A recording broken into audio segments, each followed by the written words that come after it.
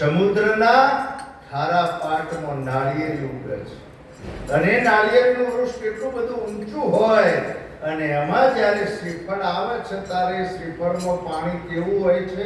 મીઠું. એ શ્રીફળમાં પાણી પૂરનાર કોણ છે?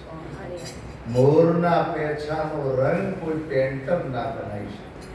કોઈ એવા બગીચામાં તમે જાઓ, કલરિંગ વાળા ફૂલો, આ સૃષ્ટિના સર્જનહારને ઓળખવા માટે એકવાર કોઈ સાચા સદગુરુનું સાનિધ્ય, બરાબર ધ્યાન આપવા જેવી બાબત, લોક કરવા જેવી વાત, સેવ કરવા જેવી વાત. હાલ કાર્યક્રમમાં તમે બેઠા છો, કાર્યક્રમ પૂરો થાય એટલે ઘેર જવાના. આપણું ઘર આપણાને ખબર છે, સરનામું ખબર છે. અંધારું હશે તો આપણે બીજાના ઘેર જવાના નથી. તો આ શરીર પડ્યા પછી સુરતને તમે ક્યાં સમાવશો?